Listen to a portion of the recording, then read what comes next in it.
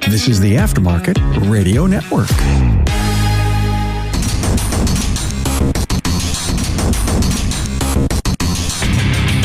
Welcome, everyone, to yet another episode of Diagnosing the Aftermarket A to Z. I'm Matt Fonslow, and tonight I have three guests, but you don't need to know who they are.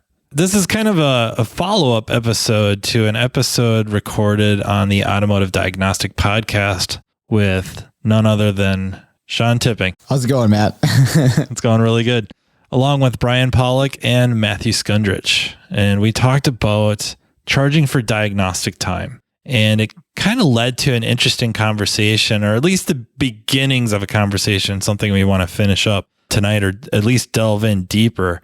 Is there a time where you kind of stop charging for diag time and start charging for training time, or do you not charge at all, and where that line kind of exists? Before we get rolling here too far, let me just quick thank our sponsor, Napa Auto Tech Training. Are you tired of searching for trained technicians? If so, let Napa Auto Tech help you build a technician, like Build-A-Bear, with their Build-A-Tech program. This 3-day course covers one of 4 topics: brakes, electrical, steering and suspension, or HVAC, through a combination of classroom lecture, hands-on, and utilizing training mock-ups. Visit napaautotech.com. You should explain how we ended up on this rabbit trail, because you mentioned something with how many grains of sand does it take before you end up with the beach. And there was some like fancy word that nobody had heard of, and so you had to do it. It was psoriasis. That's what we came up with. Psoriasis is paradigm or something. The Psoriates paradox. That's what it is. I was going somewhere, and I think I messaged Matt for some big-ass words I could use while I was talking. I think it's called like the riddle of the sand heap, something like that. It's basically a thought experiment and kind of pokes fun a little bit at vagueness. We use very vague language. I've thought about doing an episode strictly on it just because that's how we end up talking a lot of the time, and different circumstances kind of fall apart. So we like to joke around a little bit about the whole coffee maker and that I bought for at work. But in a way, that kind of falls under that guise, in that from a certain perspective, the rules may be one way, quote unquote rules. And from another perspective, they're not the same. So when are these lines? Is there a really distinct line, or where the line kind of start and end and stuff like that? And I guess that would play well into what we're talking about, is at some point spending diagnostic time, we're analyzing a problem. We kind of know what we're doing and collecting this data to arrive at a decision. But sometimes it's not the case. It's something we haven't seen before, be it a problem or a system or a car line or whatever.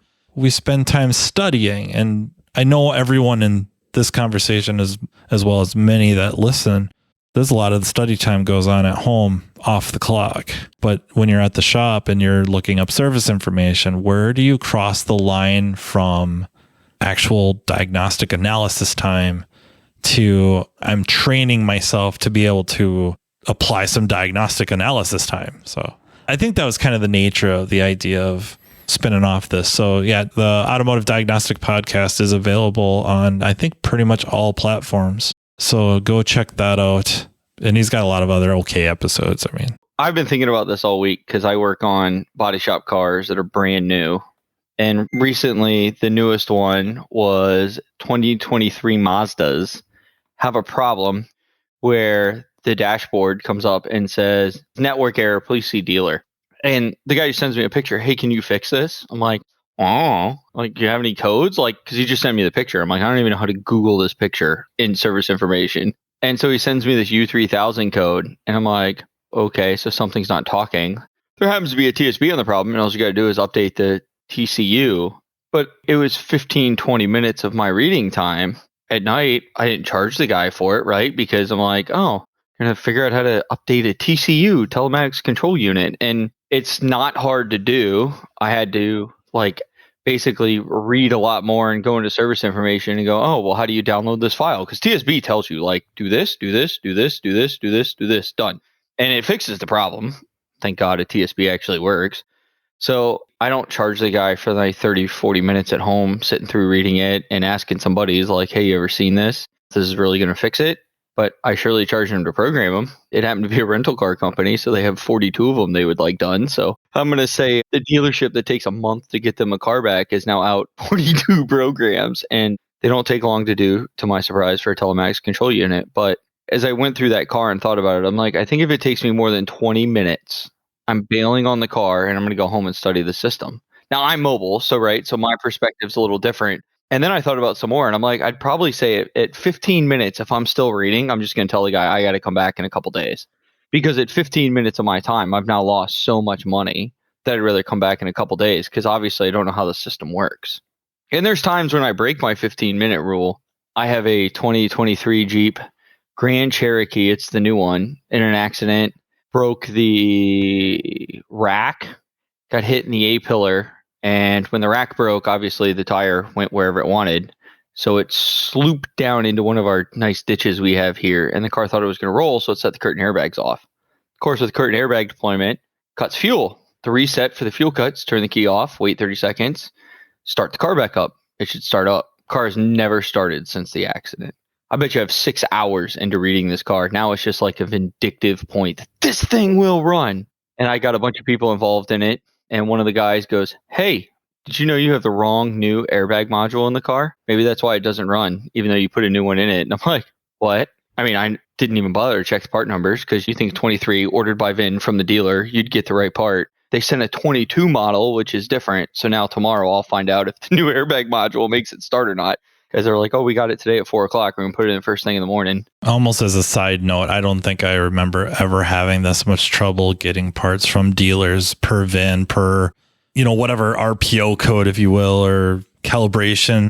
My favorite is when they tell you it's the right part and you're like, do you want to come down here? Like, the plug is not the same shape, bud. I can make this thing fit, but you will not like me after. We're not going to be friends anymore. My plug has 12 wires. This one has 4. Which ones would you like me to fit in where?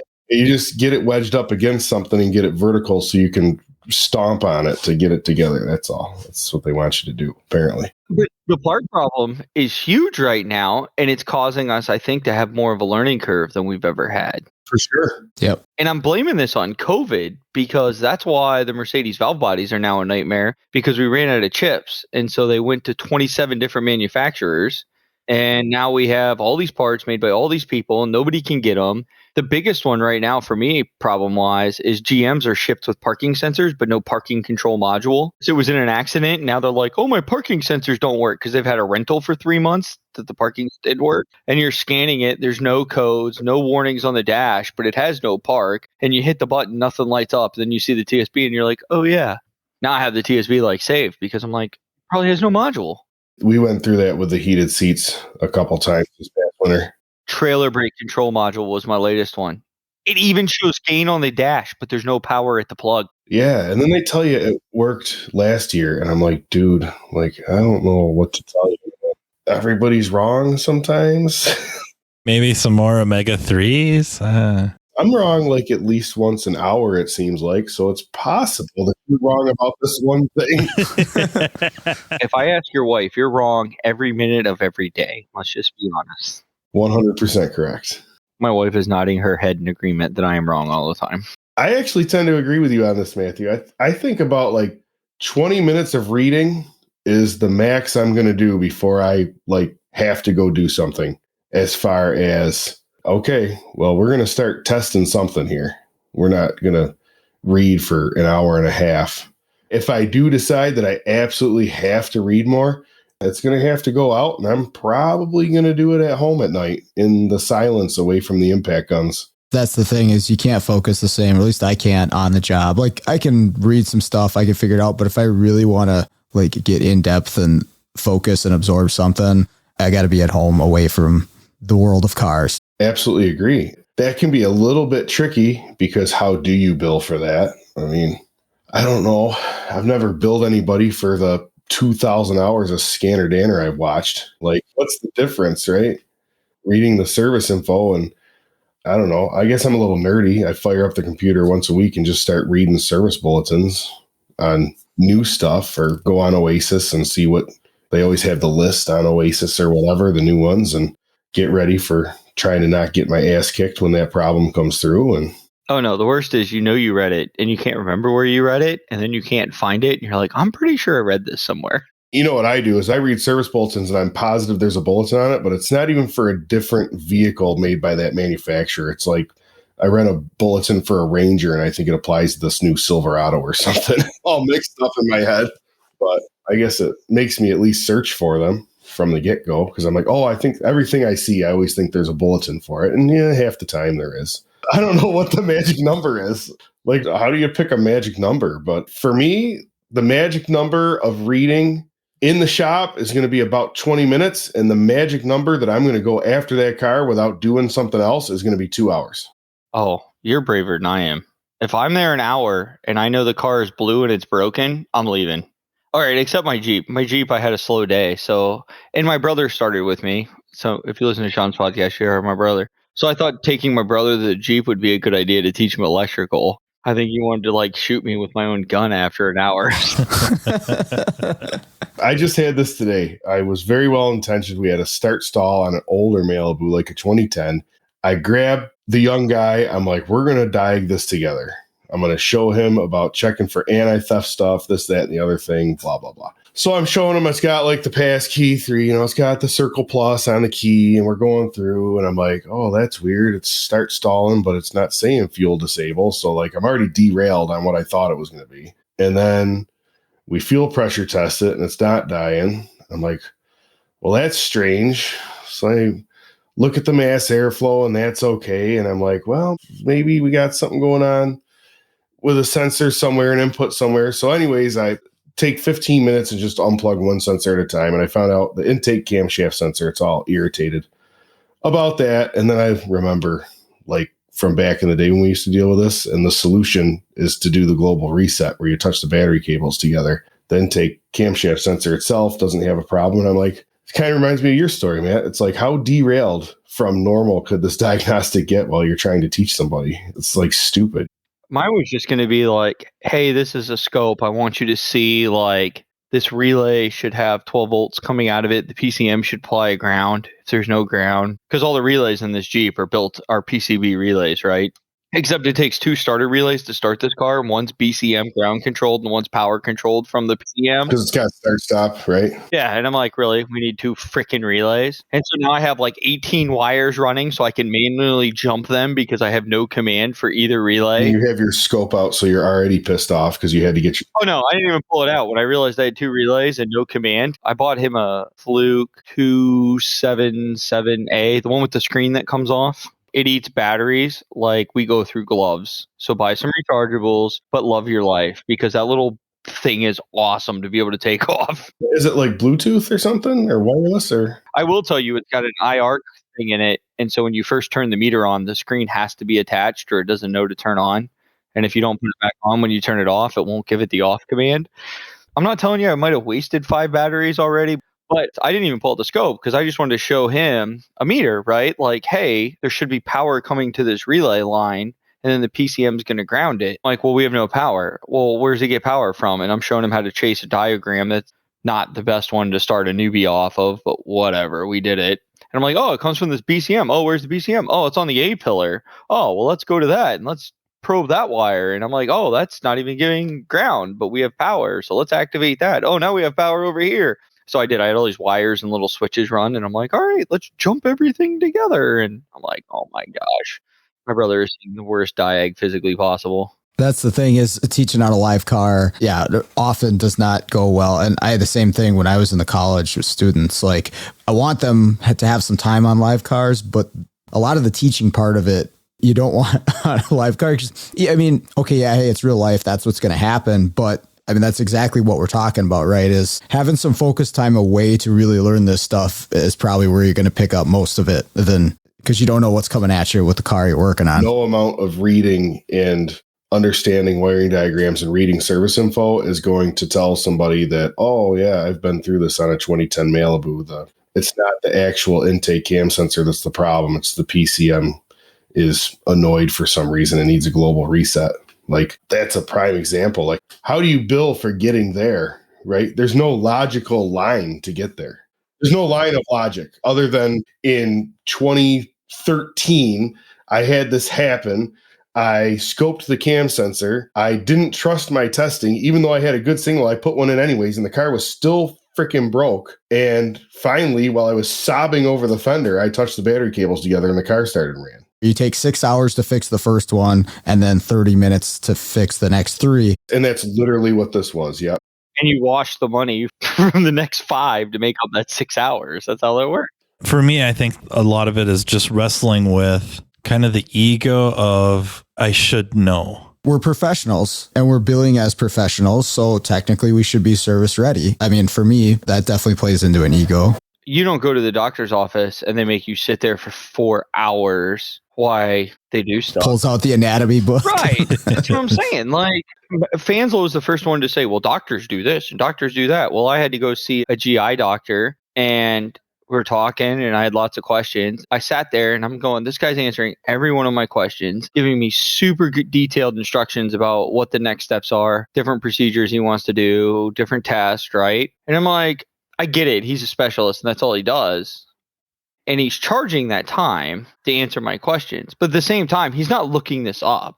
Like, he's not going back and going, well, let me read the description and operation of an esophagus here because I need to know as the GI doctor how this works. They have an advantage, though. They only work on 2 models. Give me just Chevy Silverados and F-150s, and I'll go through them each one time in my life, and I'll be done until the next generation of each model comes out. Looking around the shop today, I have a 1947 Ford Coupe. I don't even know the model, with a flathead Ford and 6-volt positive ground. And a Walboro downdraft carburetor. Gen 2 Prius with a high volt battery pack out and apart in pieces. And I have like a 22 Nissan Sentra that Collision Shop had wanted me to calibrate radar. They didn't tell me that they replaced the radar. So now I ended up programming that today. So it's just this shotgun splatter pattern of vehicles that I have to work on. And most of them I'm fairly familiar with, but except that 47 Ford, but luckily there's not a whole lot to it. But sometimes it's hard to be ready for everything. And then it's like weighing that with, you know, I've got this vehicle I've never seen before with this problem I've never ran into before. And I've got to kind of figure out what I'm doing, whether that's description and operations or looking through the flow charts, not even to follow it step by step, but to just kind of go through. Sometimes there's nuggets of information. I know exactly what you mean with Fords, especially. Like, every time I work on a Ford that's got a problem I haven't seen before, I'm not going to follow the pinpoint test, but you can bet your butt I'm going to scroll through it and see what it's looking for during the different steps. It's telling you what's involved to set that code. Yeah. I had a Facebook post about it, so maybe some people are familiar. But one idea is, and we didn't charge for this by any means, but that 2001 Volkswagen Cabrio to add a key. Dealer told her to pound sand, so she brings it to us. And being me, say, yeah, one way or another. And it's true, one way or another, I'm going to get it done. It just ended up being a bit of a debacle because it's just old enough and rare enough that nothing is pulling the pin DLC, at least that I know of. I don't have a few of the things to even try, so I didn't have Vague Taco to try. But I really doubt. Is that a real tool? It is. It's a great tool if you have one. I know, right? Got to be careful with that. He's just making up names. If Sean would have been drinking something, he put it out his nose on the screen. It'd have been all over. It'd have been epic.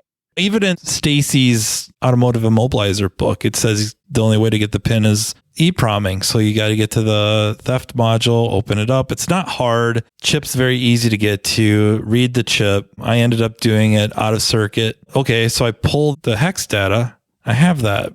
And according to Stacy's book, a tool should have been able to convert that. Tango should have converted it, gave me the PIN number. That didn't work. I thought VVDI2 would do it. It looked like it might, but it also failed epically. And after much dicking around and much conversations with Pedro Della Torre, it's all in AR Labs, the step-by-step, how to do it yourself. So I've got hours invested in this, not just accessing that module, but also what am I going to do with this data now that I have it? And then once I had the PIN number, pretty much any scan tool I had in the building was going to add the key. But I spent a lot of time trying to figure that out, and just clone the chip on the key. That would have been great. You know, it ends up being unclonable. So it's really hard to charge this person hundreds and hundreds and hundreds of dollars to add a key to her car. Yeah, especially on a 22-year-old Volkswagen. I give up too easy. I'd have gone on Auto Trader and just found her a used one with 2. Damn, it's cheaper for me to buy you a 10-year-old Volkswagen with 2 keys than it is to make you a key. Congratulations, here's your new car. Listen, lady, I'm going to need your social security number and your last couple's pay stubs. We're going to take care of your key problem in a hurry. There's no problem. They make new German Hitler mobiles every single day. So there you sit. Like, I got all this time invested. It was a great learning experience, but it was hard to do it on her dime. So that now the shops eat quite a bit. I'm eating it because I got time after work invested. I got phone calls with friends on the way to and from work, on breaks, stuff like that. You get breaks? How? He even gets paid. Here you got breaks between every job. What are you talking about? I know, and I called you twice and you didn't answer. Yeah. Unfortunately, that car, it'd be hard to make that up because there's probably not a 01 Cabrio or Eurovan. Yeah, that was the last ready one to come in. Probably. That is probably it. That's the last one. You don't actually want to work on Eurovans anyways, so let's be serious. Usually it's for like cruise control, and I just have to reflow solder joints in the cruise control module. Every Eurovan I work on has a camper attached to it. Oh, yeah. Like rebuilt and stuff. Yeah. There you go. Horrible. I don't even know what we're talking about anymore. A Volkswagen Eurovan? Yeah. You don't know what that is? He's the luckiest man alive. Listen, we're in Florida. We got monies because we don't have snows. I fixed one for a guy who was the president of the Western New York Eurovan Club, and it was the worst thing I ever did. And then they started showing up, and I was like, we can't do these. Yeah, I'm like, I can't do this anymore. I had a Corvette club ask if I could come program a new 2023 Corvette because the guy got a unlocked module to tune and needed it programmed. I was like, yeah, I can't do those. Sorry. Can't help me out because I'm like, oh, God. Once you start down the rabbit path of, oh, this guy can do things like.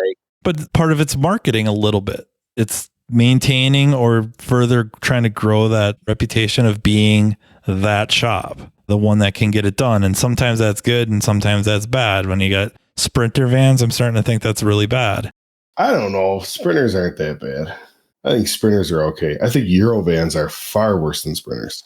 I think if it involves Germany, it should be outlawed in the United States and never allowed back in. Scan tools, cars, anything. I'm like ready to be on the fence about some of the German cars as far as servicing them. I mean, the only ones I'm really interested in servicing are the BMWs, and the Icons are on intergalactic back order right now. So it's like, yeah, but there's solutions for that. You can call and get an iScan 3 and it'll emulate an ICOM and work just fine, right? I can go do 20 grand on a Power Stroke with my brain tied behind my back too. like, I don't know, man.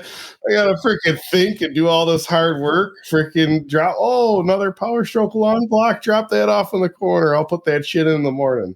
I don't know. I have LMV, and so like I just throw up the Justin Morgan Yeah, you bat. just call the leprechaun. Yeah, I'm like, hey, little leprechaun, man, come tell me what I'm doing wrong. Matter of fact, I threw up my leprechaun symbol, and he didn't answer because he was in California training. Oh, gosh. And then he called me back, and I sent him all kinds of logs, and he's like, oh, that's a good one. I think the BDC took a dump. I'm like, it's a 23 BMW. I can go back to the dealer for a BDC. The rental car company gives me all kinds of weirdness because they're rental cars. So the sunroof was open. All the windows were down. No key would power this car on, but the remote worked.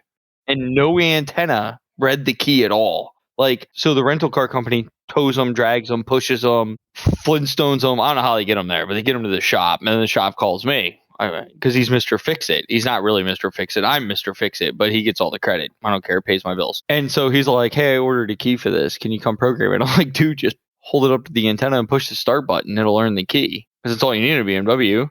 And he's like, oh, it still doesn't start. Come look at it. And so Justin's like, it's either got a bad antenna or it's got a shorted or a bad BDC. He goes, the front antenna is kind of common, but the only way to know is to unplug one antenna at a time. And I took a deep breath, sighed really hard, and I was like, I'll call the shop. And I called the shop. And they're like, oh, yeah, they towed it to the dealer because the windows are down and we can't like have it outside and it's kind of in our way. And I'm like, yes, it's gone. It's so funny. I have such little faith in those cars to actually run.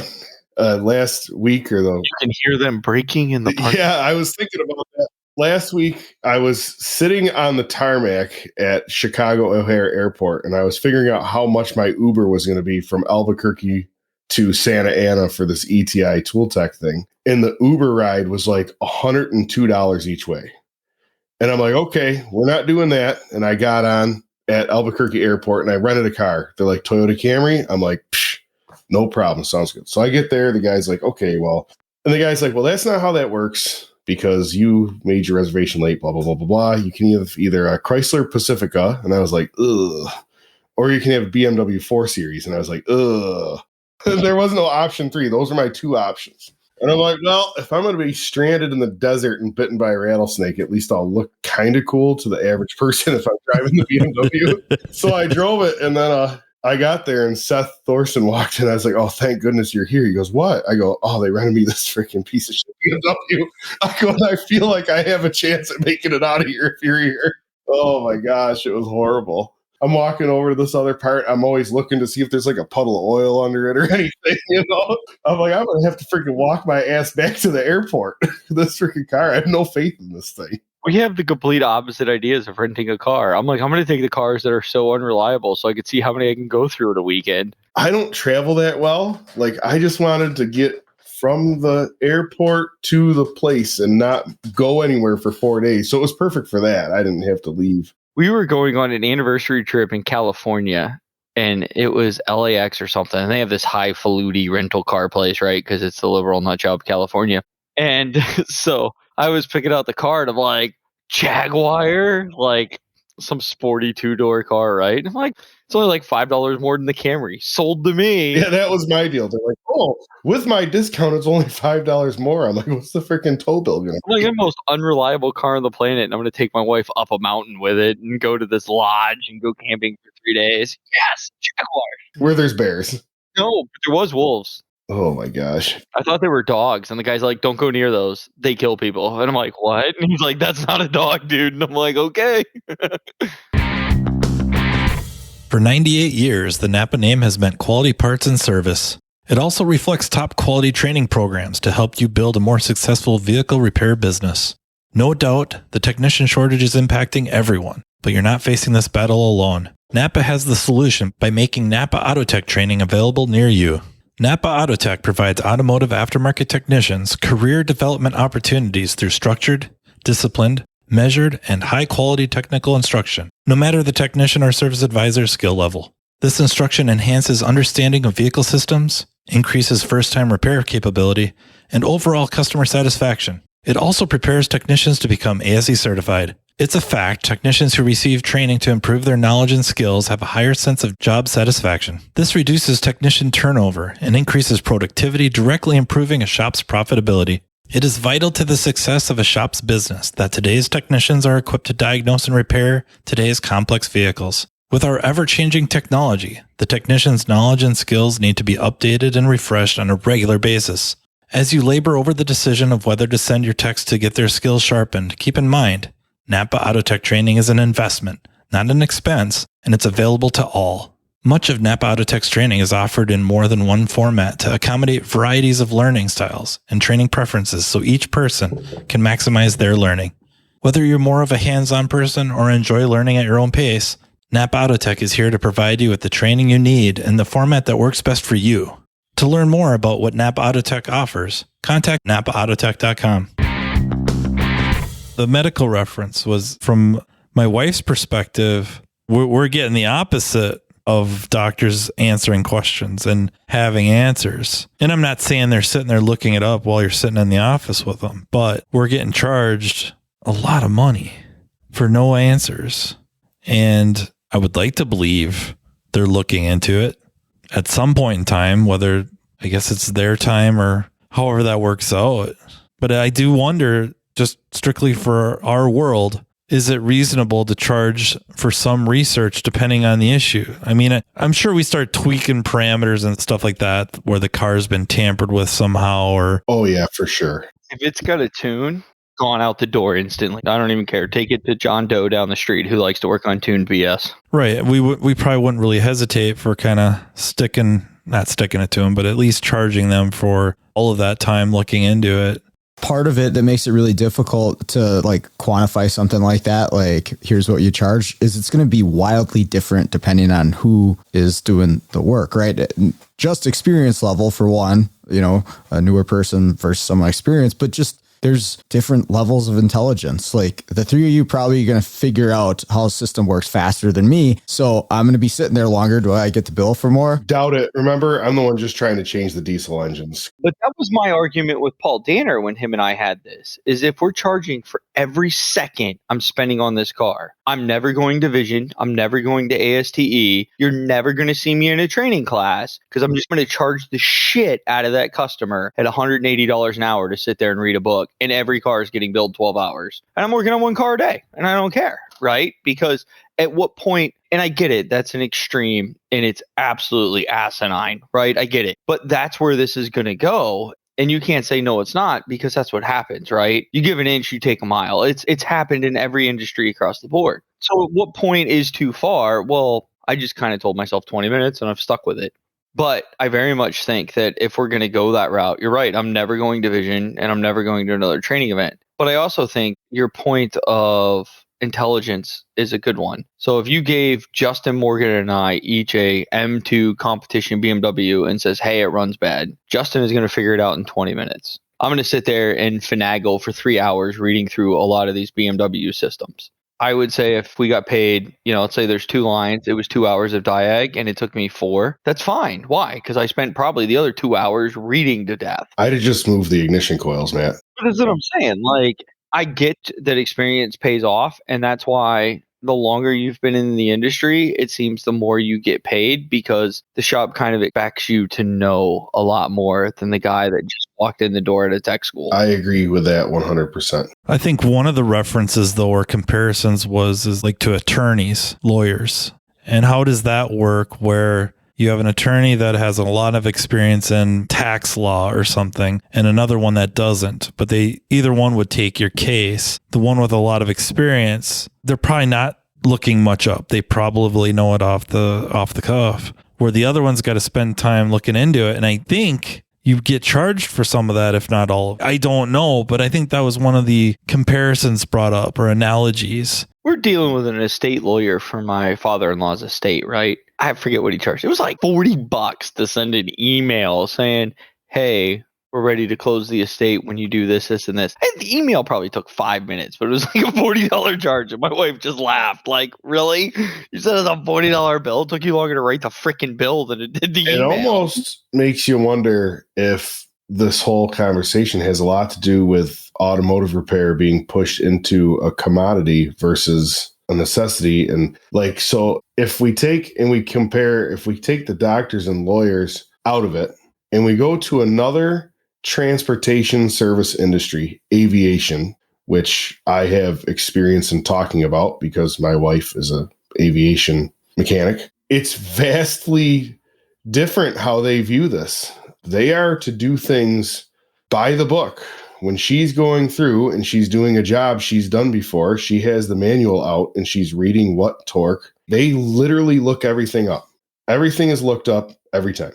Every helicopter, every time she works on the same helicopter, she has the same manual out looking at the torque specs for the pedal linkage for the co-pilot on the same thing that she swapped out 2 days ago and swapped back in. So I guess there's such like a shifting expectation. Is it because they're cars? I mean, she's certainly a professional at what she does. She has to be licensed and certified and pass a practical exam hands-on that's been proctored by a government official. It's a professional service and repair thing, right? Like, that's the deal. And I was shocked at what they get paid to do and how fast, or mainly lack thereof, with the speed they have to do it with. I think I might have really missed my calling in this whole thing. It seems like more my sloppy type speed.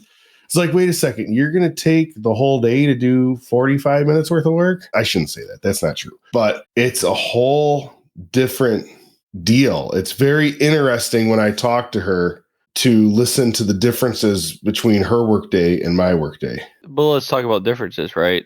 Like, if you leave a wheel loose, the car's going to crash into a side of the road. This is no big deal. They're just flying over water. It ain't no big deal. The thing's got floaties on it. I seen them. Or she leaves a helicopter blade loose and it flies through the shop and chops off Angelo's head. I mean, there's just like vastly different.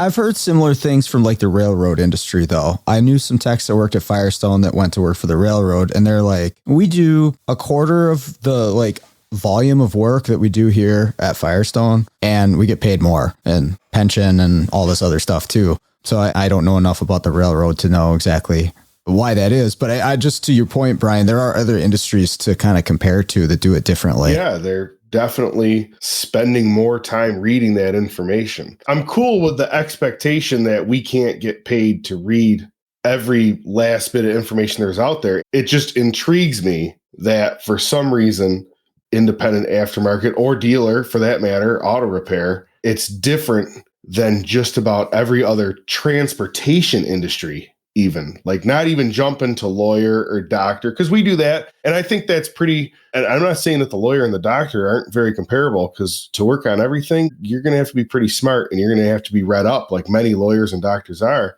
I just think that it's interesting that when we compare it to any other transportation industry, we're still the odd ones out, right? It's easy to say, well, you're the odd one out kind of because, you're comparing it to doctor and lawyer, but we're still the odd ones out. That's the expectation. But let's talk about why, right? Like if I want to do an annual maintenance on my airplane, I can do it, but I have to have an FAA certified person come over and inspect I did it right. Okay, Joe Blow down the street can go buy an engine, transmission, brakes, suspension. Nobody inspects that car and he can put it together. So when you take out the government entity that overlies the safety and the other aspects of it, you're talking vastly different things now. That was the first place my mind went. And then I thought about Michigan and Canada. They're just as effed as the rest of us. So it's the government entity stepping in the automotive. Michigan's weird.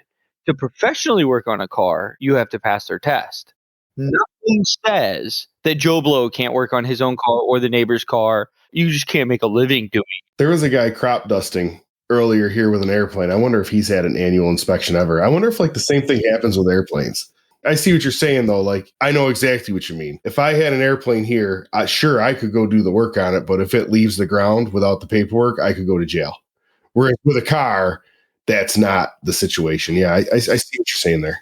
Now, I think a more comparable thing would be jumping industries, plumber, electrician, carpenter, right? Like if I hired an electrician to come in and wire my house and I saw electrical for dummies and he's learning how to do a breaker panel right there, I'd be like, but that works too easy. You can touch black, you can touch white, you can't touch them at the same time and you can't touch them together. That's all you have to know. That's the end of it. There's nothing else to know. And I've got some friends that are electricians, but like it's not on the technical end. It's honestly just not comparable. No, I agree. But you don't see them reading how to use a multimeter. You don't see them reading. And there's different, like you get into commercial with 3 phases or wiring, other things. Like it gets a little weird. Like you get into like 4-way switches. It gets a little weird. And then you get the oddball stuff where, you only have one power circuit that powers a whole room and it's on this GFI and blah, blah, blah, right? Like there's some oddities that make the job a little interesting, but you don't see a guy sitting there reading it. You don't see the guy bending the conduit, which I don't know if you've ever bent conduit, but holy fuck, is that a skill? Like, oh, I need to make this S curve to go around this wall. And the guy's like, ting, ting, ting, ting, 4 measurements. So he's all over there by hand. Turn. Oh, yep, it fit. I'm like, geez, right? But when they bid a job, it's, oh, yep, we're going to come in. We'll wire your shop. It's $18,000. Take it or leave it. Right? If they go through 40 pieces of extra pipe because that guy sucked at bending pipe that day, they don't come back to the shop owner and go, well, we had this amateur guy out there and we had to teach him how to bend pipe at your cost. That went up $300, bud. Right? That doesn't happen. They just take it on the chin and they move on. That kid learned how to bend pipe that day because he screwed up $600 with a pipe. And that's just the way it is. Like, you cut a board wrong on you cut a 2x12 wrong as you're making a flight of stairs. You don't get to redo it. Just go out, buy another $200 piece of lumber because it's now past COVID and life goes on. Why in the automotive industry all of a sudden do we get to charge because we want to sit there and read for 4 hours? Or we want to scope test everything under the sun because, oh my gosh, if I see one more post, I got this no start. Well, let's see your scope captures of the following 12 sensors. Guys are going in cylinder for a freaking mass airflow sensor code. Oh my gosh. Are you sure the cat's not plugged? You got an in cylinder of it? If I could navigate to the Grand Island Bridge, I would jump off it. And I think maybe some shops that happens at, if at our shop, if somebody underqualified touches a car and it turns into costing extra money, like we take that on the chin. I almost said usually. It's not usually, like we always, right? If it's the guy, nobody pays 3 hours to get something diagnosed that I could have diagnosed in an hour. And I think this whole conversation started because Paul Danner posted some like video that he's like, oh yeah, we spent like 4 hours on this. Should we charge for it? Yes, we should. And I was like, no, you shouldn't. 1, you're filming. I know that's adding time. 2, like you're filming. And 3, like, I don't think that time's all reasonable to charge for that problem. And when him and I talked about it on the phone, he's like, oh yeah, I probably could have done it in an hour versus 4 hours if I wasn't filming and explaining to the camera. I'm like, exactly. How can you then say into a camera, oh, I should charge that 4 hours? Filming a diagnostic's extremely difficult. It is. I don't know how he does it. Like, I did a couple videos and I'm like, I'm going to shoot myself. I have to explain how it really works for the 100th time. I'm like, how did this video become 40 minutes long after it's edited? And it's like the simplest diag on earth. I did not realize how much I think. So what I did for my brother for the last 2 weeks is he's just following me in his work vehicle. So I'm getting like 0 miles per gallon now because we have 2 trucks. Yeah, I did that for a few weeks. And God, is it expensive. But what I'm doing is the first job, I'm like, let me explain to you what I'm doing. So every thought that went through my head, I said it out loud. And after 10 minutes, my brother's like, you think entirely too much. So I did the same thing, Matt. The first week I had my employee, same thing, follow me around and I'm just going to explain everything I'm doing. And that was the week I caught laryngitis. So I'm like trying to talk like this. Like normally I'm in the van by myself. I'll say like, hello, what's your problem? And I don't talk to anybody like all week. And the week I got to talk to my employee, I can barely get a word out because my throat's just screwed. Yeah, I don't do a great job at vocalizing what I'm doing, which is why some of my diagnostic videos are so boring, because I look at something and when it doesn't turn out as expected, I go, huh, that's interesting. I'm like, wait a second, that's not supposed to be like that. Like on a couple of the things that I've worked on that I filmed where I've got 2 hours in raw footage, like those people didn't pay 2 hours for that diagnostic work, right? It was paid an hour, or the standard diagnostic charge, because filming definitely takes longer. 100% agree. It's just really perplexing when I look at this and I look at other industries.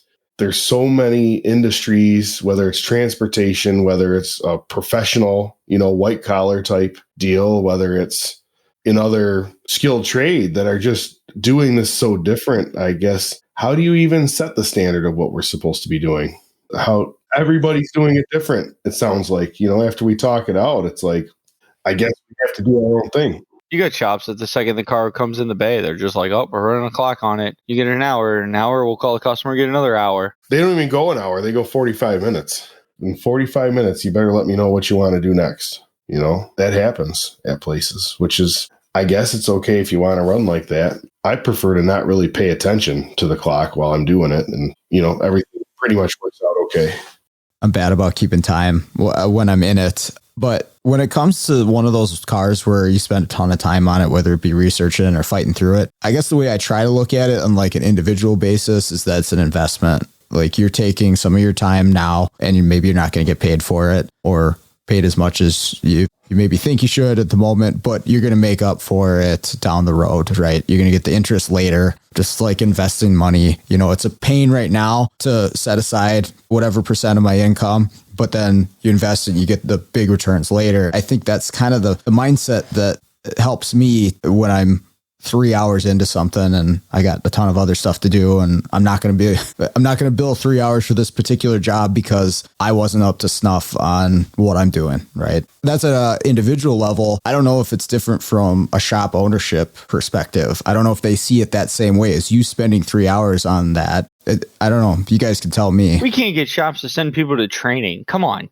Any big event we've gone to, it's the same 200 geniuses that show up, right? Like I can pretty much tell you that at Vision, tell you 200 people that are going to be there beyond a shadow of a doubt. ASTE, I can tell you 100 people are going to be there. It's the same people that show up over and over and over again. And you got shops going, oh, I can't get anybody to fix this car. Well, yeah, no shit. You can't get anybody to fix this car. 4 people per state are showing up to the event. Unfortunately, it's absolutely true. And I think the other thing is, there's a lot of sharp people that don't go to these things, but it's still, even if with the number of people out there working, it's still a minute percent of people that are actually trained up to what I would consider a minimal level to do this type of work, you know? To do it on the independent side. And I don't know, maybe some of this is an argument for specialization within our own field, you know? Not that you wouldn't have to study, not that you wouldn't still have challenges, but your focus is going to be a little bit more narrowed and you'll be ready for more of what you see every day. That's been our question. Do we cut our car lines? Do we cut the makes down that we're working on? There's a lot of logic to the specialization, whether it's reduced car lines. If you're going to keep everyone, for the most part, most of your techs bumper to bumper, then it's really logical to start reducing car lines. If you're going to have, you know, kind of like us, I guess, our shop, all makes, all models, then the techs kind of start specialized in certain systems or areas of repair. But it just seems to me it's the only reasonable way to remain fairly competent on multiple car lines is remain a little more focused on certain systems or areas of repair. I don't think I could do what I do across, not that I do it really well, but across virtually all car lines if I also had to pull in vehicles and do brake jobs and oil changes and tires and timing chains. Those are called mental health moments. I don't think I could be Brian Pollock. No, I couldn't beat him. You're kind of that guy, though. You're the bumper to bumper guy. There really isn't much you don't do. I miss doing tires. There's nothing better when them guys haven't been doing their job and you can crank your old ass off a car and get over there and slap 4 tires on in like 16 minutes.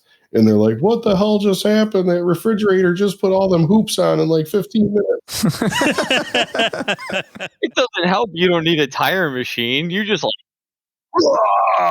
I absolutely do cram the first bead on barehanded. I do not use the tire machine to put the bottom bead on. I just slam it on there. I bet the guys were trying to use the tire machine for some 19.5s or something a couple weeks ago. And I said, you guys are doing this all wrong. It takes a while to do them on the tire machine because, you know, it's only like a horse and a half turntable and all this crap. And they're like load range H tires or something.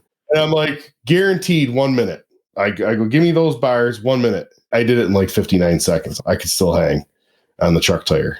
Take one off and put one back on 1 minute.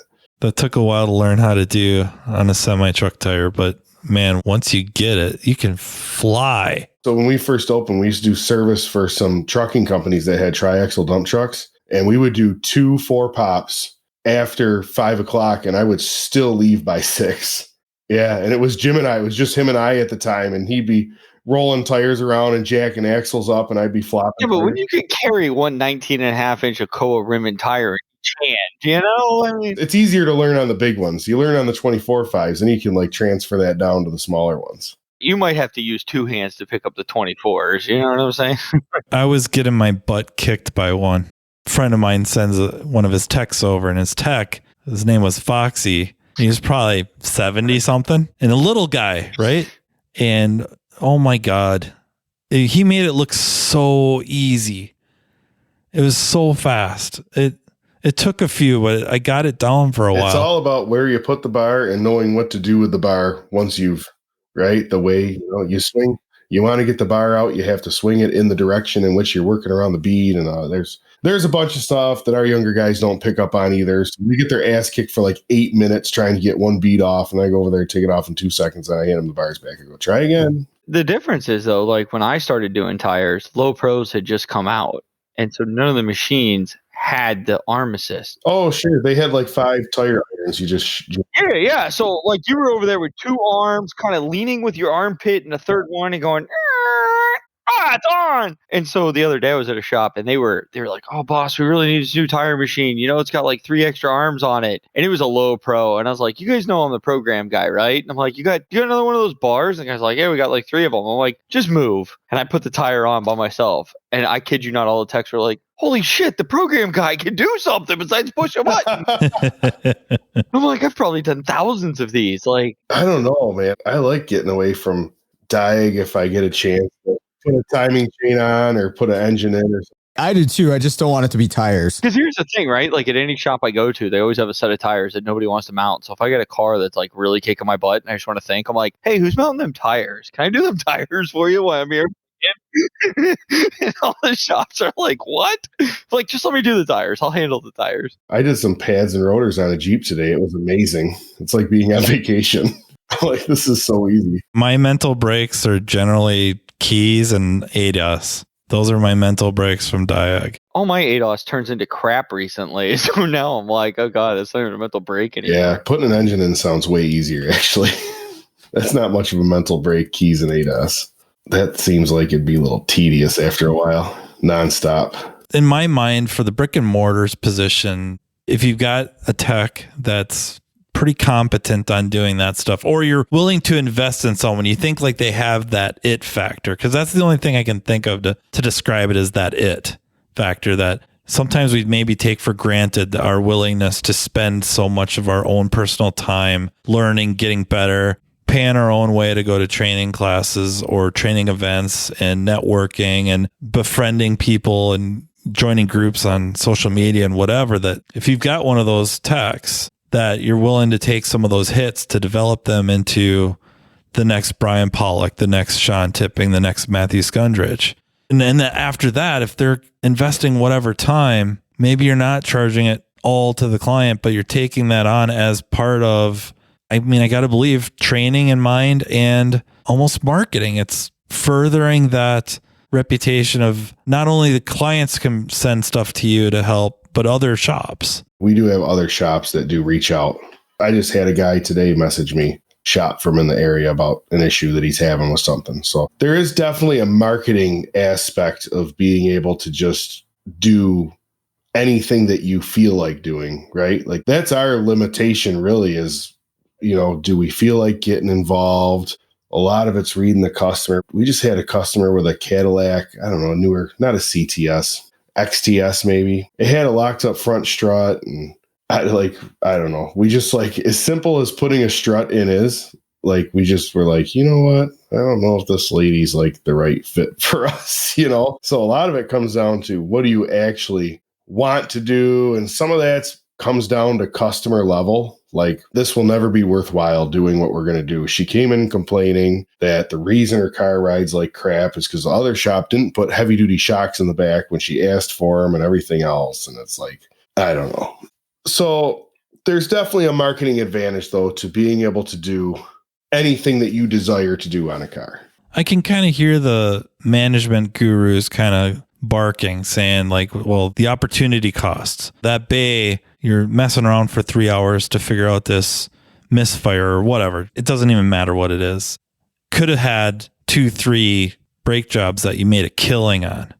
And yet, I'm just for us, and maybe Riverside's a bad example, I don't know. But if I make out a printout of our top 50, top 20, top 25 clients and looking at how they got started with us, a lot of them, it was a check engine light. They'd bounced around shop to shop, or a electrical issue or a programming issue that the other shops couldn't do. And that's why they're here. So then there's that opportunity. All of our first time diesel customers get their drivability or after treatment issue fixed, and they also get their ball joints and their brakes and their calipers or whatever else they need. And Jim and I have been talking about that for a long time. Nobody wants to have a Diag shop, and nobody wants to have a guy for this. And it's kind of like why we're thinking about, like, maybe cutting the manufacturers a little, like maybe a little bit more specialization. But it's like, you know, if dad drives a Ford and mom drives a Chevy and they bought the kid a Kia, like, do they really want to have to take whatever car line you're going to not? And Kia's not a good example, because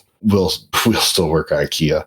And the shops that claim they're one-stop shops, what do? They got a mobile guy on speed dial that they pray can solve the cars they can't. And the mobile guys are only so good. Like, I'm good at diagnosing cars. It comes to some of these, like, internal engine issues, and I'm like, yeah, it's got a problem in the engine. Well, how do you know? Compression's low. Well, can you tell me if it's no, I don't give a crap, man. Compression's low, put a motor in it. See you, bye. Like, it's internal. That's not my problem. It's not electrical. I don't care anymore, right? Well, it doesn't matter because it's the right answer anyhow. For the most part, yeah. I just had one the other day, a 19 Ram 5500, a refrigerated box truck with a Hemi, because they bought one with a gas because they're sick of paying for diesel after treatment repairs. So they're paying for engines now. Yeah. So yeah. Instead of a couple grand on diesel after treatment repairs, now it needs a $13,000 Hemi job. And it's like, they're like, well, what's wrong in there? I'm like, it's broke. Well, can't you take it apart and fix it? I said, nope. I can price you a long block. Like, I don't care to fix your 113,000 mile 2019 Hemi that Dodge couldn't get put together. Like, what am I going to do with it? And back to the whole like marketing thing, right?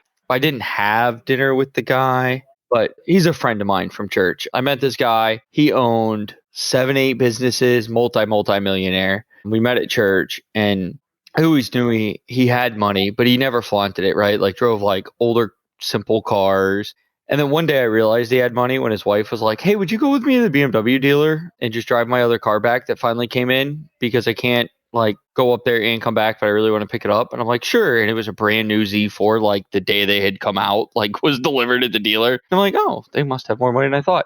But I was talking to him tonight, and I asked, she still has a Z4. It's like a 2009. She still has it. Says it doesn't even have 30,000 miles on it. So it's in like primo condition. But we were talking, and I was asking him about having employees in his tricks, because he had at one point a boatload of employees for 7 businesses. And he goes, you know, the best thing you can do with an employee? I said, what's that? He goes, treat them like family. Everybody's going to make mistakes. Everybody's going to break stuff, but you treat them like your kids. You talk to them in a nice manner. Hey, what happened? How'd this happen? What'd we learn? How can you not do this again? You know, or did they do the job as efficient as they could have? No. Well, let's talk about it. Why didn't you do it efficient? What can we do to help you be efficient? He's like, and that's how you grow.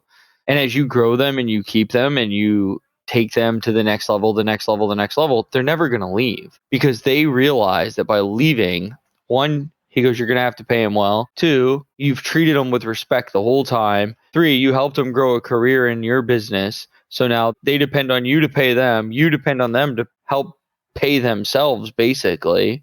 He goes, you end up with a business that's self-sustaining and you don't have to be there. And I think in this industry, when we're talking about a tech shortage, that's what we need to have happen. We need to be able to make mistakes and not worry about it coming out of our pocket. If I hear one more person in ASOG going, can I charge my tech because he broke X, Y, and Z, I'm going to strangle him through the freaking internet.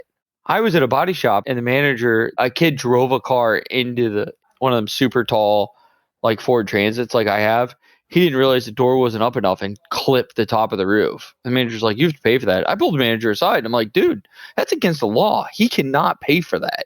I understand it sucks to eat it, but that's the way it is. Either you fire him and you do it yourself, or you pay him to fix it. It's the way it works. Got to set the example. And I'm like, that's not setting the example for the next generation. Like, what are you doing?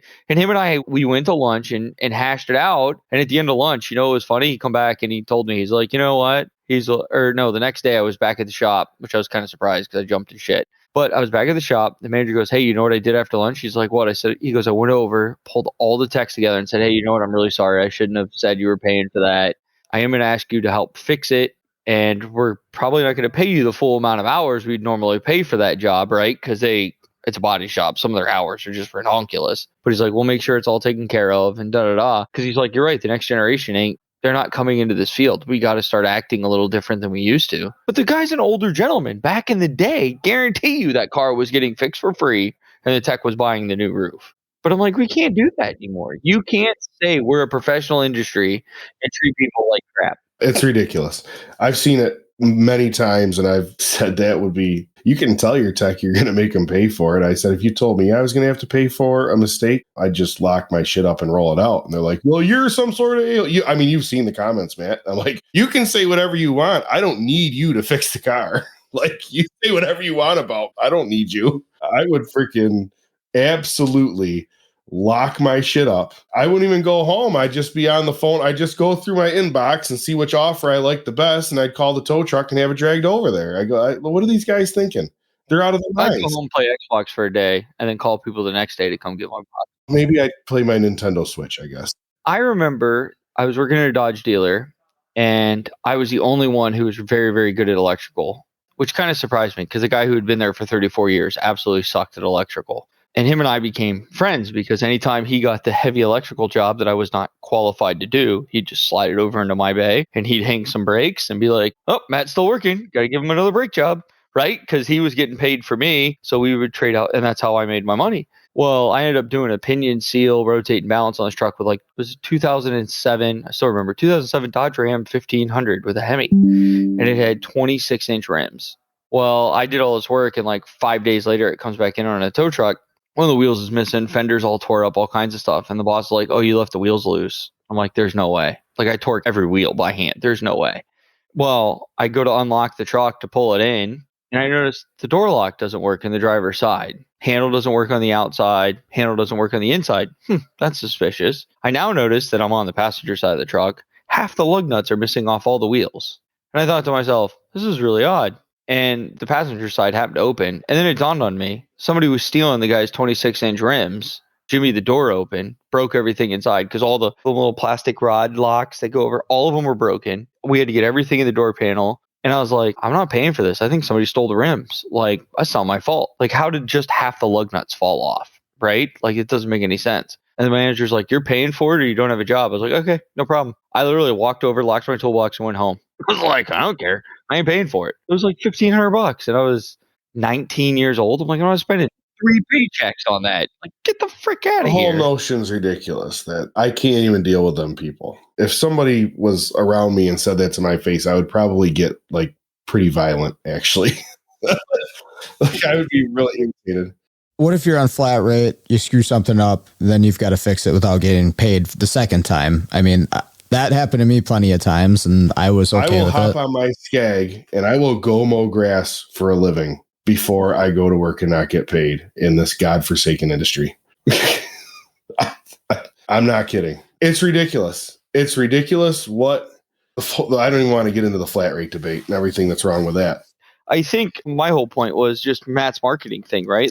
Forget the customer marketing, right? We're not talking about customers marketing anymore. Now you're talking tech marketing. And when everybody in ASOG is going, "I can't find a tech, I can't find a tech, I can't find a tech." If that tech gets to come over and go, "Hey, guess what? My boss let me spend 2 hours. I learned a shit ton on this car and I fixed it." And he didn't complain that I spent 5 hours on it. Let's make it something insane, right?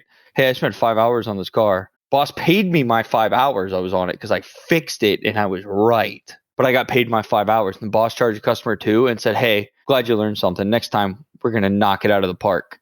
Guess what? That shop's going to have techs. That shop's going to have techs. Yeah, you can't beat up on your guys. That's for sure.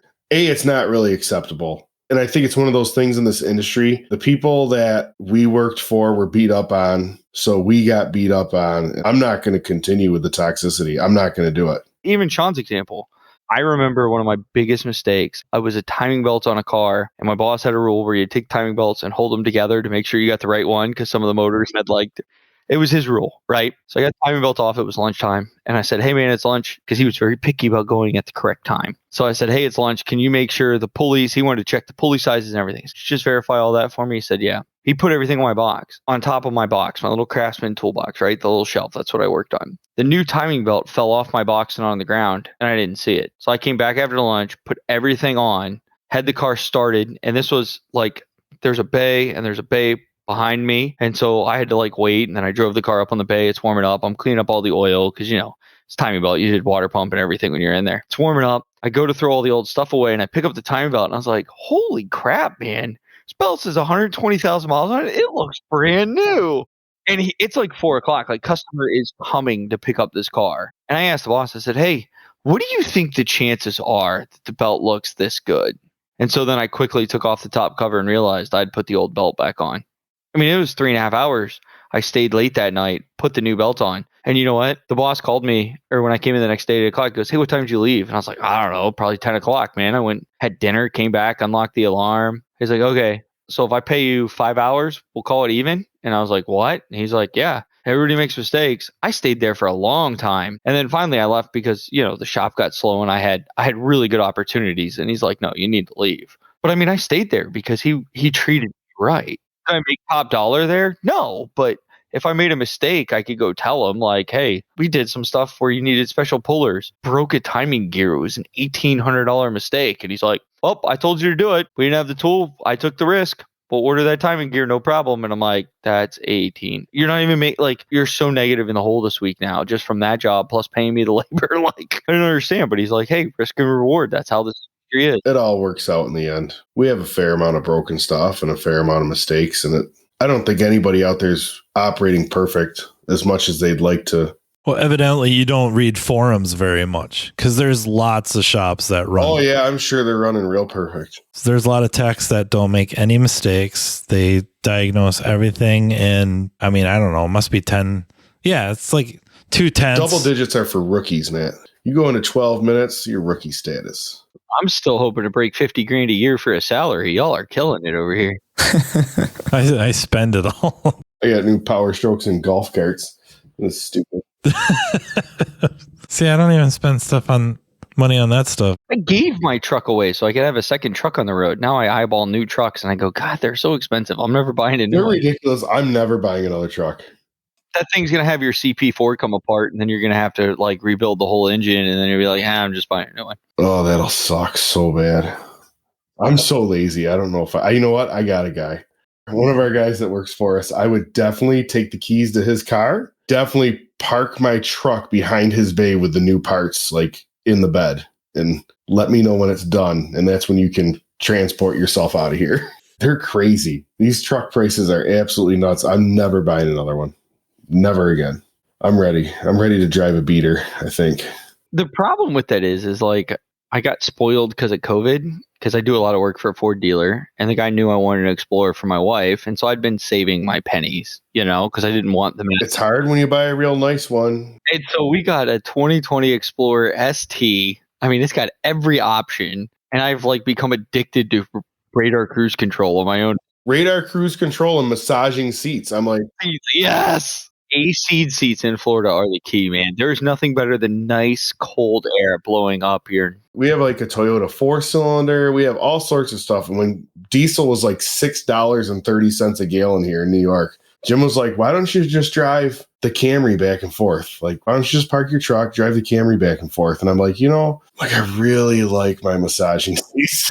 Like, I don't know if I can go back. Look at Banslow's face. He's like massaging. My massaging seats is the washboard on gravel roads. Then it's a whole body massage. So how far do you drive to work? It's got these little circle things that like rub your butt. Oh my gosh, man. You have not. Oh.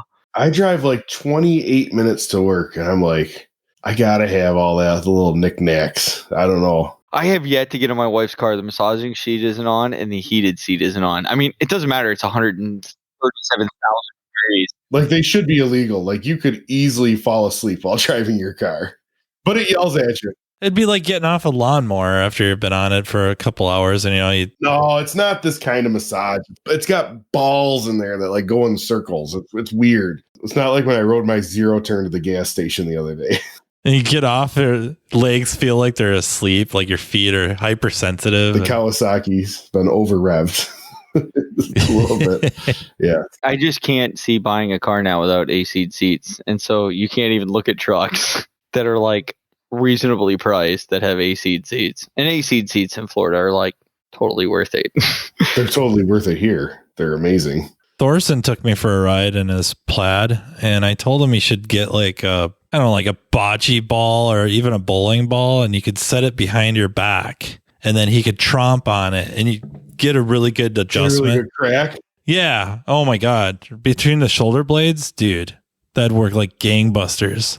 What did I just have in? It was misfired. It was an 05 GTO, and it was kind of like a sleeper car. 5.7 or 6.0? It had a 6.0 in it. It most definitely had a 6.0. I remember because I saw the information pop up on the scanner. It had a 6.0 in it, and it sounded like, it sounded really choppy when I pulled it in because it was misfiring. I popped the hood, and it's got the SLP headers, and it adjusted me when I hit the gas on it. It was, and I mean, I've driven a lot of 600, 700 horsepower diesel trucks that have been tuned and deleted, but this was not like that. Like, I had to the gas hard one time, and when it grabbed second, I almost ended up in somebody's front yard. So that was like the last time I hit the gas. I'm like, this car is ridiculous. I worked at a shop in Longwood, real high-end shop. I mean, the guy didn't say no. If you needed a factory tool, he bought it. It was a great shop to work for, but it was an hour and 10 minutes each way to get there. And I was known as the tire guy because I had just left Tire Kingdom.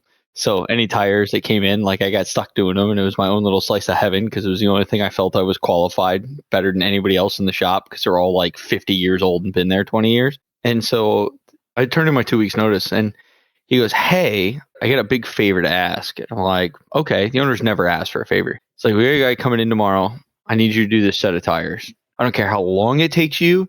I don't care if you spend all day on it. I just need it done in one day. And you cannot scratch these rims." And I'm like, "Yeah, no problem, man. I got you." Next day I come in. It was a Corvette ZR1. And the owner's like, "These are rims that are unpaintable. If you scratch them, you must buy all 4 rims as a set." I'm like, no, we got this. We got this machine that had this like plastic head, and you like mount the tires in the center. Is made for Porsche.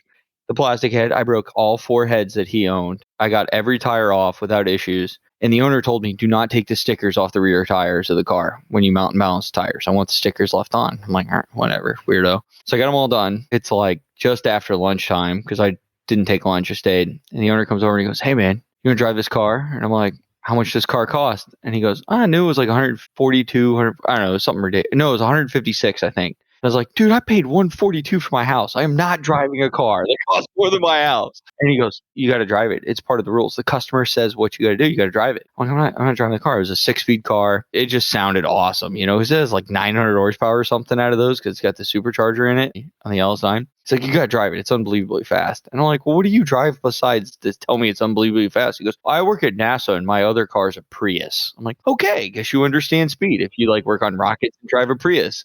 The European guy at the shop had just got done doing like an Audi A8 that was all-wheel drive with twin turbos. He pulls up and he's like, "Come on, Matt, let's go race." Because we knew from one red light. I'd have just told him he should start put catalytic converters on those rockets and he probably won't feel so guilty. You don't need that Prius. It was a 78-mile drive each way. And so we did it just for gas. And so we knew from one red light to the next red light. It was kind of like Fast and Furious scene. We knew it was really close to a quarter mile. There is a train track that goes through there, which is funny. Yeah. So he's like, "Matt, let's run it red light to red light and see what happens." And I'm like, "I'm not racing the customer's car." Customer looked at me and goes, "You're going to race it. And if you lose, don't come back." All right, go drive your car. So I go to leave and the customer goes, "Look, I got some advice." I'm like, "Oh yeah?" He goes, "This is how you put it in launch mode." And I was like, "Okay." He goes, "Listen, when you dump the clutch, just hammer the gas all the way down. As it throws you back into the seat, just hold on to the gear selector and it's just going to snatch it in a second." He goes, "You'll launch it like, you'll be at 100 before you can blink." I'm like, whatever. Oh yeah, that was the most invigorating car acceleration I've ever felt. He wasn't wrong. I mean, you just dumped the clutch, pounded the gas, and it was like, whoa. I came back, tires were like half gone already, and he's like, "Yeah, I get it every 7,500 miles. They don't last long, but man, it's fun, isn't it?" And I'm like, "Yup." You couldn't wipe the smile off my face for the rest of the day. I didn't care what I drove. That was the most exhilarating car experience. And I did beat the Audi A8. I'm just jealous that you could fit in it, quite honestly. You know what? I fit into it just fine, but getting out is still a pain because it's so low and you're like down. The thing that you don't really think about is it's tough being big and wide, but when your boot size is a 16 triple E, what you find is to test drive the newer Corvettes, the pedal box is so small that you can't actually drive it without hitting the gas and the brake at the same time. So what you end up doing is you set a floor mat next to the car and you take your boots off and you get in the car with your socks on. And that's the only way you can actually test drive the car. Sorry, there's a weird smell in my car after you guys worked on it. I think something died in here. 3-year-old Snap-on socks that are still don't have holes in them yet. It always made me wonder how Jeremy Clarkson could test drive a lot of them cars. Is he like 6'4", 6'5", or something? So yeah, he's like 6'5", I think. You ever gone to a Chevy dealer and looked at the Corvette techs? They're always the biggest guy in the shop. I've never understood. I'm like, why? Yeah, how did he get in all them things? I'll tell you, the newer Corvettes are worse than the old ones. C8s? Oh. Yep, the newer ones are worse than the old ones. Mazda Miatas, the doors got to be open. I can't get the clutch on a Mazda Miata with the door shut. And Ford Ranger, if it doesn't have tilt wheel, I got to drive that with the door open too. I can't shut the driver's door. It doesn't work. I can see him on your red light opening the door in the Miata so he can take off. Yeah, it's a simple math problem. There's 4 inches to the left of the steering wheel, and I got a 9-inch Hamhawk kneecap, you know?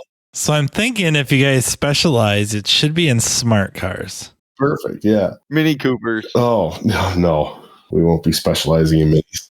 I did see that picture on Facebook you posted of the VCM light. When I first looked at it, I'm like, it's like the size of a matchbox. But I was like, oh no, it's Brian. Who commented? Somebody said, dude, that looks like a thumb drive in your hands. I saw it. I was like, God, I forgot how big he is. That VCM looks small. And I saw light. And I was like, oh. It's funny. I picture a lot of people about the same size as me. And then you see somebody like me and you're like, they do make people that small. No, like when I walk up to somebody, like I told this, it was actually Keith Perkins I was talking to. I said, I said, it's funny. I said, I walk up to you and I feel like we're the same height. I feel like maybe we're roughly the same size. And I see a picture and I'm like, gosh, I must be on drugs. Like it's not even close. It was funny. You don't really realize it. I had never met Sean Miller and he came down for some management conference and he's like, I really want to ride with you for a day. And I'm like, you're going to be shocked at how many dealers we go to. It's like, whatever. And I had my Silverado at the time and I had stuff behind the back seat because I had so much equipment. I had stuff in the back seat and I picked him up and I was like, he ain't going to fit because I had the seat kind of like more on the forward side. And I'm like, he ain't going to fit. And he like sat there all scrunched up in the seat and drove around. So for shop, I made sure we moved stuff so he could put the seat back. Yeah, that's a real battle I fight every day. Every other car I go to get into, you go to put the seat back. It's got power seat and you start hitting it, standing next to it, and you can just hear stuff start crunching. Like, who rides around with all this shit behind the seat? Like, what's going on? It's all good fun until you hit the button. It's a cop car and they dropped ammo in the seat track. Yeah, right. And you're pulling it back and you're boom. And you're like, what the? But it was funny. At ETI, I had that conversation with Keith Perkins. I'm like, I really don't feel like I'm that much bigger than anybody else. And then I'm seeing all these pictures. And like, there's people there that I know are as big as me or bigger. Like John Firm, Oscar Gomez. I'm like, them guys are bigger than I am. Then I see the picture. I'm like, oh, that's a little disappointing. Like they're all smaller than me. And I still have to work on Mazda Miatas. Bruce Amaker, maybe? I've never met him. Do you think he's bigger than me? No. No. It's all the press. He might be as tall as I think you. like a linebacker. I mean, he's a big dude. I think we have a picture of me in the shop working on a canary yellow Mazda Miata doing a timing belt. It's literally on the ground. And I have one of those big, like those 4 foot wide snap-on knee pads. And I'm doing the timing belt on my knees because it's too hard to bend over that far. Standing up. We have a picture of it somewhere of me on a snap-on knee pad reaching up into my tool cart, do the timing belt on the Mazda Miata. You got to post that in a group tomorrow. We have all sorts of pictures, all sorts of stupid stuff. Me under the dash of a Jeep Liberty with my feet out the window. We were at this trade show. Bruce is there. Bruce Amaker. He might be retired now, but he was technical trainer mainly on Navistar only, the Navistar engines. Well, he did lots of technical training, let me tell you. Yes. Talking about real engines, which were the diesels, and he'd always poke fun at him. And I don't know who said something to him, but jokingly, he just takes his hand and fist and hits them together, right? And it sounds like a freaking shotgun, just boom, like, oh, I don't think I want to get hit by that guy. The real engines, yeah. I don't know if we solved anything. I don't think it's solvable.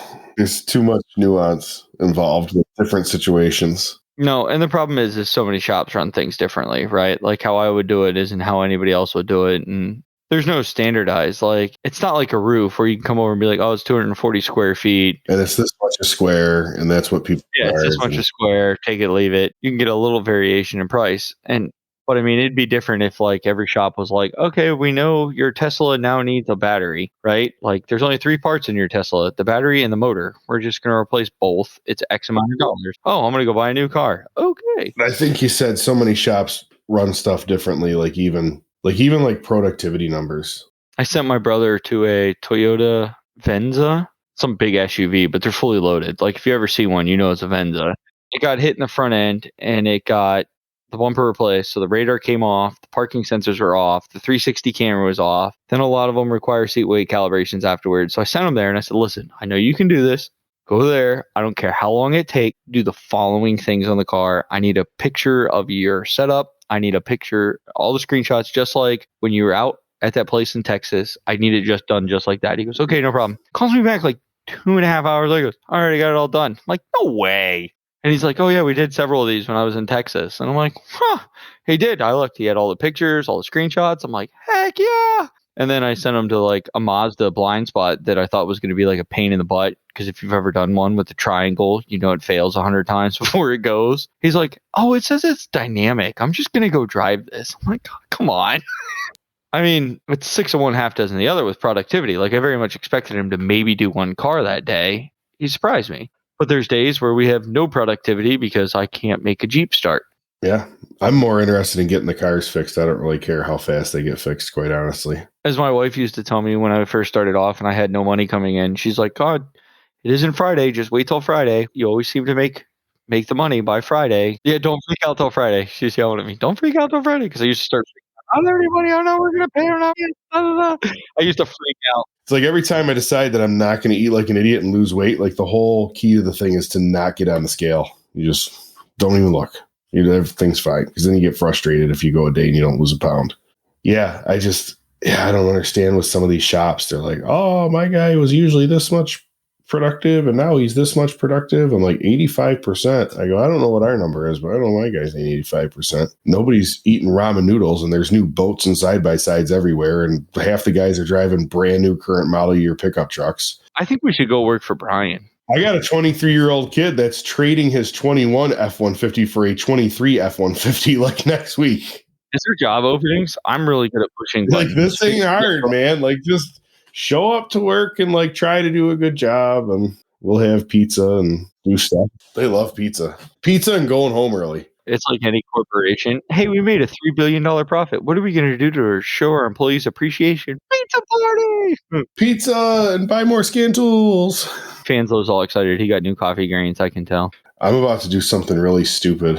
Our dongle for our Zeus broke and a new one's $985, which is annoying. Because it says snap off on it? Yeah, so the Snap-on dealer dropped off a Zeus Plus for me to use while I wait for the Zeus dongle to come in. I think I'm just going to have them sell it to us. I don't know. You got to get the whole new cart, though. The new cart looks sweet. It's got like little handles on there so you can lean on it. I have the old cart and I have like all my Diag shit in it. Like if we get rid of the cart, I have to go buy another toolbox. But new cart with the new tool. Because when you get the $22,000 price tag, it's got red handles on there that actually act as a defibrillator. Talk about the MSRP are as crazy as the people that made up the MSRP at Snap-on. I think they shut their eyes and they just point on a board to like 5 numbers. Like that's the MSRP is going to be. What's it going to sell for? $6,800 real dollars. But you know, the MSRP will be $13,000. So they think they're getting a good deal. It's like their sockets. I got a Snap-on catalog the other day and saw what a 12-point socket set cost. I think I fell over. It was like $300 and some was the sale price. And I'm like, when did sockets become so expensive? Their lifetime warranty. Yeah. I could buy 20 sets of gear wrench for that lifetime warranty at $600. It's super hard to actually find 12-point sockets. Gear wrench makes them and Amazon delivers them. 12-point? Really? He's on his phone looking. The Amazon app open already. He just hit the buy it now.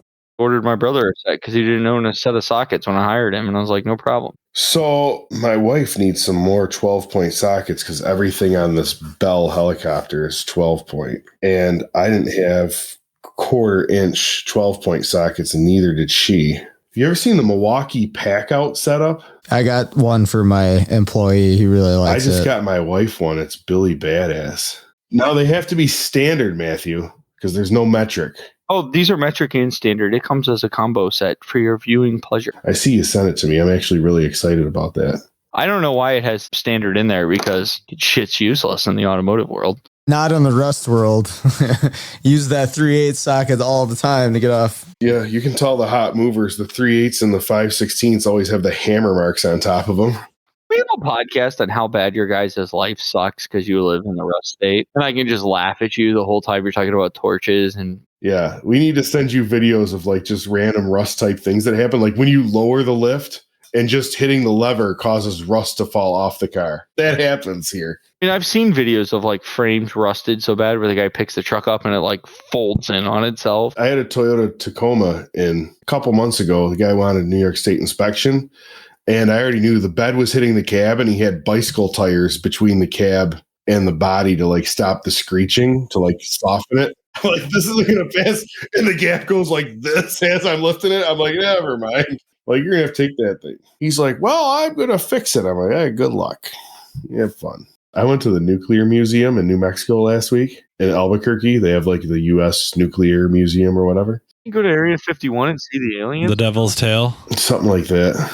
All good till I got to the end and it talked about the amount of missing nuclear devices in the United States of America right now and the amount of near nation-ending events that we've had. One in Montana where a guy was working on a missile in a silo and dropped a ratchet with a socket on it on the side of this missile, and it's like paper thin. They have a model of it. And the thing started leaking like liquid rocket fuel into the silo, and we almost had like a nuclear event. And I'm like, you know what? I need to get out of this museum. A plane crashed in North Carolina, and there's a nuclear warhead like sunk in the mud somewhere from where this plane crashed, and they can't find it. You just can't take a metal detector and be like, beep. Oh, look, it's been beeping for like 300 feet. Let's look here. And like they have them that have survived plane crashes, and I'm like, how did that thing not explode? Like it's all dented up and tore up and all that stuff. I'm like, this is unbelievable. So missiles are weird. If it's not activated, it won't explode. That's what they tell you. So far, nobody's died yet. Well, maybe they have, but there was no survivor. When they were coming up with it, the guy pulled the screwdriver out too fast and died of radiation poisoning. That's what I was referring to. I think it was called the Demon Core. Or he dropped the screwdriver and it started to go. It's super radioactive and it was encased to protect everyone. And the scientist would use a flathead screwdriver to crack it open and measure essentially the neutrons emitted and keep this gap. If you let everything touch, it'd go radioactive. And he's the second guy involved. There's already testers that died from messing around. And I think I misspoke. I think I said Devil's Tail is actually the Dragon's Tail. Where that came from was Dr. Richard Feynman had said that this experiment was basically tickling the dragon's tail. Okay. This physicist that you're talking about with that screwdriver, kind of cocky doing it that way, right? But he let it slip and they come together and it doesn't take long. It emits lethal dose. Yeah, like he instantly tasted metal. I think he died within a couple weeks. A couple of other people in that room died months later, and then others years and years later, but all from radiation sickness. It was crazy. I think it goes like blue light. I knew that it's New Mexico, but it's like Los Alamos Laboratory or something like that. Exactly, I believe so they had the whole display, like they had the reenactment of like what happened. They had the whole display at the museum. It happened twice. It did. He was measuring something you shims didn't, and the screwdriver touched. It lasted for half a second, and he received 1,000 rad dose of radiation and died 9 days later. And then so like you get to this list of missing nuclear warheads in the United States. I mean, I got a couple of them if you want to. At number 3, you're alarmed, but there's like 18 of them or something like that. I'm like, oh my God. Like, what do you mean? During the Long Island incident, there's people walked in and grabbed some. And it's bizarro. I'm like, I can't even deal with this right now. I'm like, I'm going to go outside and look at the airplanes. I have anxiety problems. I can't freaking read this. So thank you guys for joining me. Thank you everyone for listening. Thank you to Napa Autotech Training for sponsoring and making this possible. And also thank you to the Aftermarket Radio Network and probably especially Tracy this time around. She's got her work cut out for her. So I love you. Yeah, it's about time she gets a full-time job. All right, until next time, everyone, take care. You've been listening to Matt Fonslow, diagnosing the aftermarket A to Z on the Aftermarket Radio Network. Follow Matt on your favorite listening app. He's very interested in what you have to say. Let him know what you'd like him to cover and come on the show. Matt is all for advancing the aftermarket. Find Matt Fonslow on social media and connect or on aftermarketradionetwork.com.